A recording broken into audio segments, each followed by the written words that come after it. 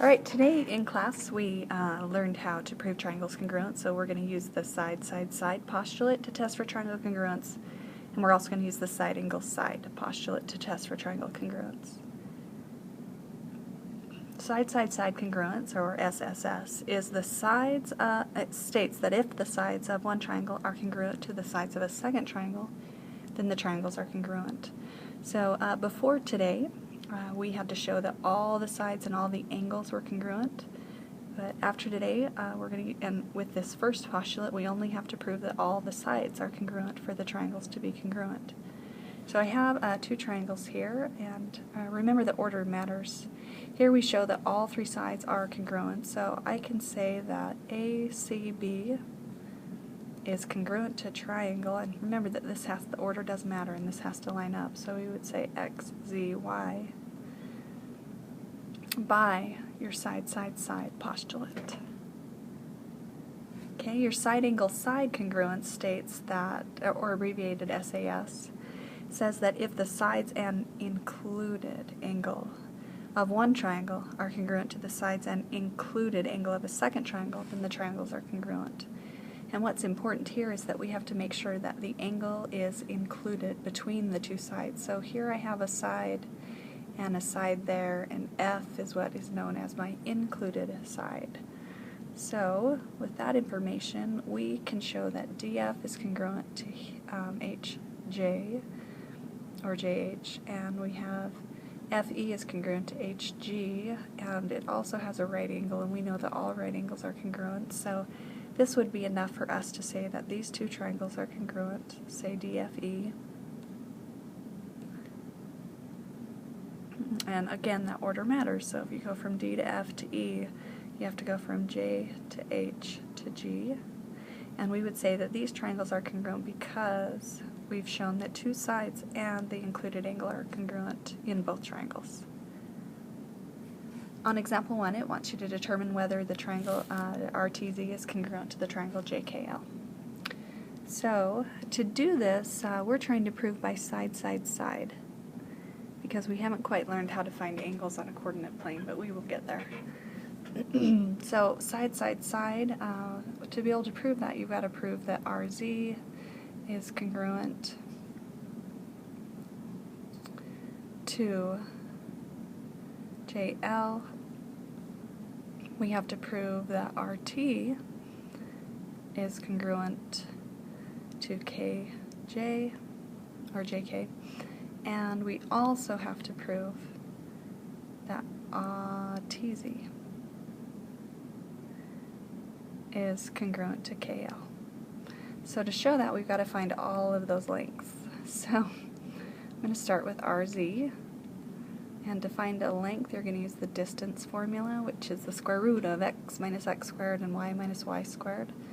So here we have 2 minus 1 squared and 5 minus 1 squared. Well, this becomes 1, and this is 4, and 1 squared is 1, and 4 squared is 16, so when we add those, we get root 17. Okay, we'd like to do find JL.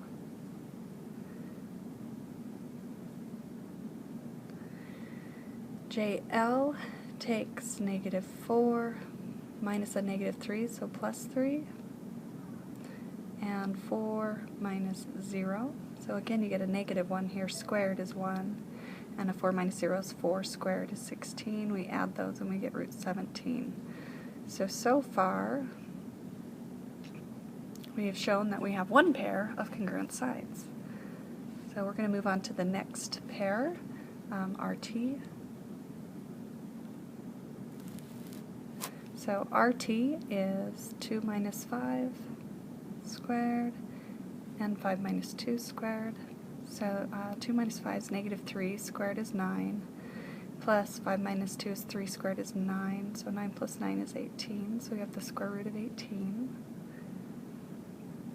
Next, we're going to check JK and make sure that those two are congruent.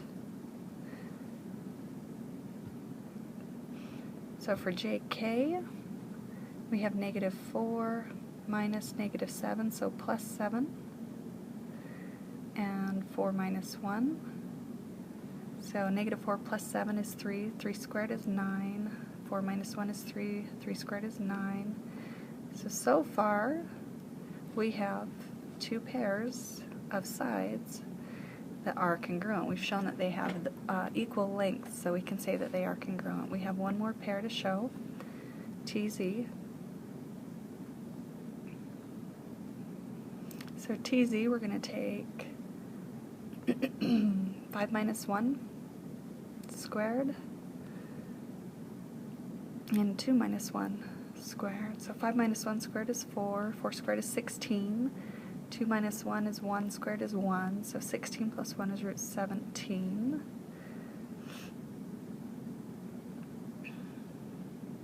We also need to show that TZ is the same as KL.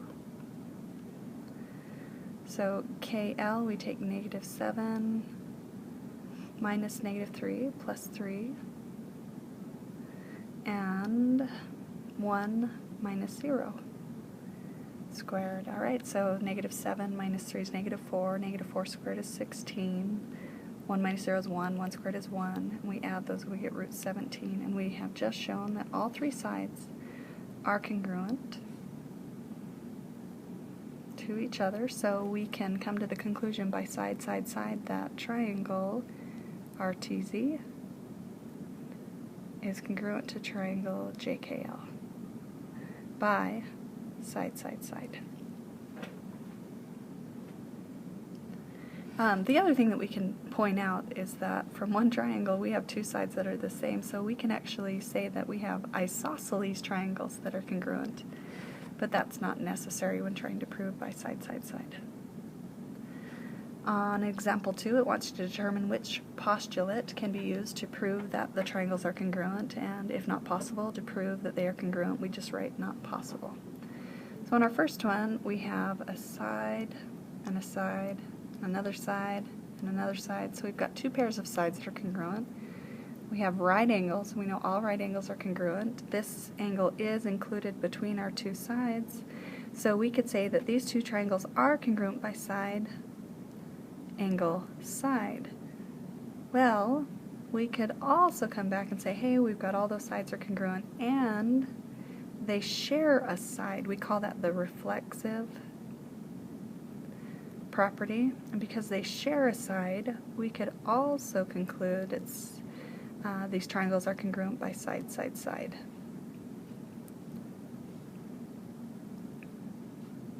Okay, we go to B. B already shows our reflexive side being congruent. So it shows that we have two sides and another pair of sides, and then the angle that's included. So we would say this is true by side, angle, side. Our second one, this angle is not included between the other two sides, and it doesn't show us that these two sides are congruent. So as of our knowledge right now, we would say that it is not possible to prove that those triangles are congruent. And on the last one, we can't show any angles, but we definitely have a shared side. So we can say that these two triangles are congruent by side, side, side. On example 3, we're going to do a proof. So we're going to provide a reason for each of our statements. Our first one is given, and I have left a step here because I want you to know that we need to do something with that given. Anytime you have a given, you want to try to do something with it if it doesn't state congruence. So it tells us that AB is parallel to CD. And hopefully at this point you can see a pair of alternate interior angles right there that will be congruent. So because those lines are parallel, we get congruent angles. And how we label them is very important. Because I want to label the angle at C, then it needs to be the variable in the middle. So I'm going to use DCA. And this is congruent to my angle at A, but again I can't say angle A because that represents too many angles. So I'm going to say angle B, A, C. And I'm going to say these are congruent because alternate interior angles are congruent if we are given parallel lines. Okay, our next statement says AB is congruent to CD, and I like to mark these on my picture so I can see from my picture what I'm trying to get at. So this is given, And then from here I've got to make some conclusion. Remember, you need 3 things to prove that triangles are congruent, either all 3 sides or 2 sides and an included angle. So if you look, they share a side AC, so I'm going to say AC is congruent to itself, AC, and that's called the reflexive property. And then I can say that these triangles are congruent right here on the last step because we have a side angle side relationship that just occurred. Okay, example 3, we're going to do another proof. Remember that our first step is given, and it tells us that S is the midpoint of UQ. And we have to remember what a midpoint does. A midpoint is right in the middle of 2 values. So if it's right in the middle, then we can say that these 2 sides are congruent. So we can say that QS and SU are congruent.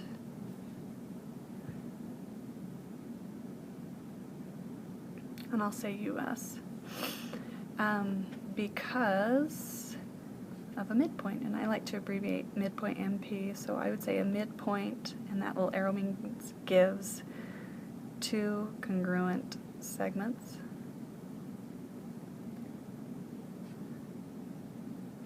Okay, then we're going to move on to the next given, which says RS is congruent to ST, so that's given. And the last thing is we have 2 sides. We need to find either another side or an included angle. So if we look, there's no way to show that our 2 sides here are congruent. So we're going to try to aim for the angle instead. So if you look, we have these 2 angles that are at S. And we know those are congruent because those are angles that form an X. We know are exactly the same, and those angles are known as vertical angles. So we're going to say angle RSQ, we got to use 3 letters because there's more than one angle at S, is congruent, and your order matters, TSU, because they are vertical angles, and we know all vertical angles are congruent. And then to recognize that our 2 triangles are congruent, we have 2 sides and an included angle, so we would say side angle side as well as the last one. Alright, hopefully that'll help you with your assignment. Good luck. It's 9-6, proving triangles congruent.